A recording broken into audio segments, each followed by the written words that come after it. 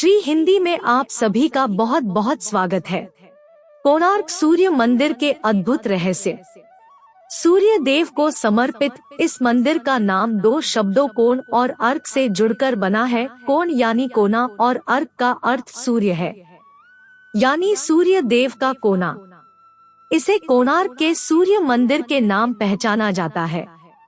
यह अपनी भव्यता और अद्भुत शिल्पकारी के लिए प्रसिद्ध है। कुछ लोग इसको भारत का 8वां अजूबा भी कहते हैं। सन 1984 में यूनेस्को के वर्ल्ड हेरिटेज की सूची में शामिल किया गया है। कोणार्क सूर्य मंदिर कहाँ स्थित है? इसे किसने बनवाया था? कोणार्क में स्थित भगवान सूर्य का मंदिर पुरी शहर से लगभग 37 किलोमीटर दूर चंद्रभागा नदी के तट पर स्थित है, जो कि ओडिशा राज्य में है। इस मंदिर को पूरी तरह से सूर्य भगवान के लिए ही बनाया गया है, इसीलिए इस मंदिर का संरचना भी भगवान सूर्य से जुड़ी कलाकृतियां आप देख पाएंगे। इसका निर्माण 13वीं शताब्दी 1236 से 1264 ईस्वी के मध्यकाल में गंगवंश के प्रथम नरेश नरसिंह देव ने अपने शासनकाल में करवाया था। इस मंदिर के निर्माण में मुख्यतः बलुआ, ग्रेनाइट पत्थरों व कीमती धातुओं का इस्तेमाल किया गया है। इस मंदिर को 1200 मजदूरों ने दिन रात एक करके लगभग 12 वर्षाएं में बनाया था। यह मंदिर 229 फीट ऊंचा है। इसमें एक ही पत्थर से निर्मित भगवान सूर्य की 3 मूर्तियां स्थापित की गई है, जो दर्शकों को बहुत ही आकर्षित करती है। यह सूर्य के उगने, ढलने व अस्त होने, सुबह की स्फूर्ति, सायंकाल की थकान और अस्त होने जैसे सभी भावों को समाहित करके सभी चरणों को दर्शाया गया है। कोणार्क सूर्य मंदिर अद्भुत शिल्पकारी का नमूना। इस मंदिर में शिल्पकारी व कारीगरी इस प्रकार की गई है। इस मंदिर का स्वरूप व बनावट एक बहुत बड़े और भव्य रथ के समान है, जिसे 12 पहियों के जोड़े रथ को 7 बलशाली घोड़े खींच रहे हैं और मानो इस रथ पर स्वयं सूर्यदेव बैठे हैं। इस मंदिर से आप सीधे सूर्य भगवान के दर्शन भी कर सकते हैं। यह मंदिर अपनी अनूठी कलाकृतियों और भव्यता के लिए प्रसिद्ध है, जो कि कन्लिक शैली से मिलती जुलती है। वहीं इस मंदिर के आधार को सुंदरता प्रदान करते 12 चक्र साल के 12 महीनों को परिभाषित करते हैं और प्रत्येक चक्र 8 अरों से मिलकर बना है, जो हर एक दिन के 8 पहरों को प्रदर्शित करता है। और यहाँ पर स्थित 7 घोड़े में से केवल एक ही घोड़ा शेष है। यह हफ्ते के 7 दिनों को दर्शाता है। एक बहुत रोचक बात यह है कि इस मंदिर के लगे चक्रों पर पड़ने वाली छाया से हम समय का सही और सटीक अनुमान लगा सकते हैं। यह प्राकृतिक धूप घड़ी का कार्य करते हैं। भगवान सूर्य के इस मंदिर की ये एक आकर्षक विशेषता है कि मंदिर के ऊपरी छोर से भगवान सूर्य का उदय व अस्त देख जा सकता है, जो कि मनभावन है। ऐसे लगता है मानो सूरज की लालिमा ने पूरे मंदिर में लाल रंग बिखेर दिया हो और मंदिर के प्रांगण को लाल सोने से मढ़ा हो।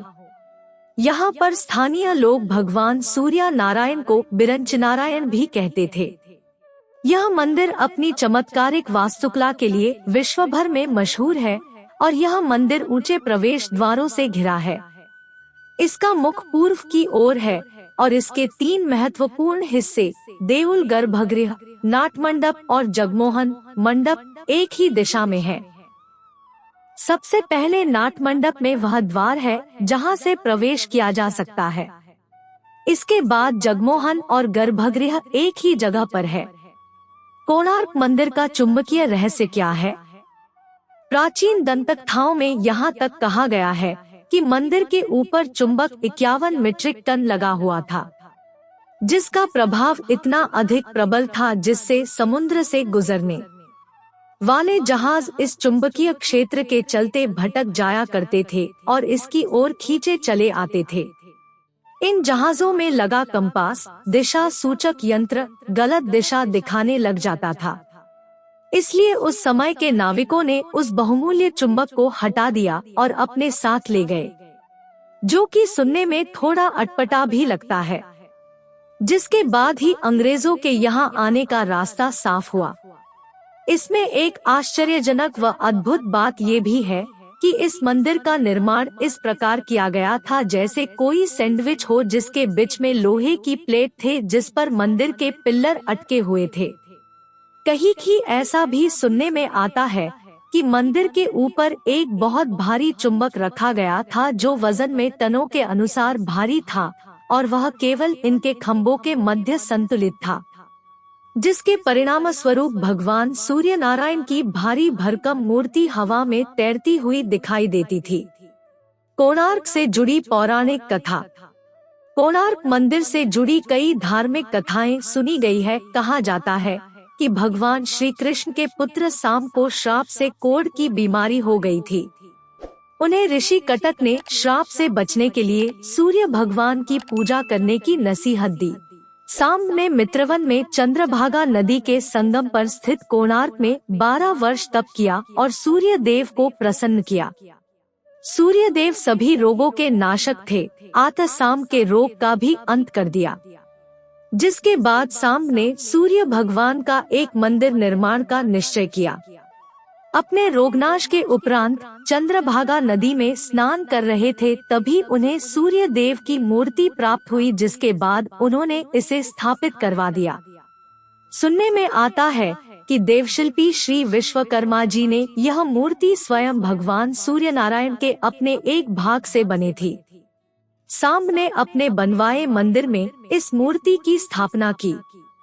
तभी से लोग अपने रोग निवारण और अपनी मनोकामना पूर्ण करने व दर्शन करने आते हैं और इसका धार्मिक महत्व बहुत अधिक बढ़ गया। कोणार्क सूर्य मंदिर के बारे में रोचक तथ्य। कई आक्रमणों और प्राकृतिक आपदाओं के कारण जब मंदिर जर्जर होने लगा तो सन 1901 में उस समय के गवर्नर जॉन वुडबर्न ने जगमोहन मंडप के चारों दरवाजों पर दीवारें उठवा दी और इसे पूरी तरह रेत से भर दिया ताकि ये सलामत रहे और इस पर किसी प्राकृतिक या मानवीय आपदा का प्रभाव ना पड़े। यह काम 1903 में जाकर संपन्न हो सका। वहां जाने वालों को कई बार यह पता नहीं होता था कि मंदिर का अहम हिस्सा जगमोहन मंडप बंद करवा दिया गया है। बाद में आर्कियोलॉजी के कई खोजकारों ने कई मौकों पर मंदिर के अंदर के हिस्से को देखने की जरूरत बताई और रेत बाहर निकालने का सुझाव दिया। यह मंदिर 2 हिस्सों में बना हुआ है, जिसमें प्रथम भाग में भगवान सूर्य नारायण की किरणें मंदिर तक पहुंचती है और मंदिर के अंदर स्थित मूर्ति पर पड़ती है, जिससे बनने वाला नजारा अत्यंत ही मनोहारी होता है। उसी और मंदिर में एक कलाकृति में एक इंसान हाथी और शेर से दबा है, जो कि पैसे और घमंड व अहंकार का घोतक है और ज्ञान बढ़ाने वाला भी है। कोणार्क के बारे में एक बात यह भी कही जाती है कि यहाँ आज भी नर्तकियों की प्रेत आत्माएं आती है और नृत्य करती है। अगर कोणार्क में रहने वाले पुराने लोगों की माने तो आज भी यहाँ आपको शाम में उन नर्तकियों के पाजेबों की आवाज सुनाई देगी जो कभी यहाँ राजा के दरबार में नृत्य करती थी। दोस्तों, अगर आपको वीडियो पसंद आया तो लाइक करें और हमारे चैनल को सब्सक्राइब करें ताकि आपको ऐसे नए वीडियो का नोटिफिकेशन मिलता रहे और आपका जीवन खुशहाल और आसान हो जाए। वीडियो देखने के लिए आपका बहुत बहुत धन्यवाद।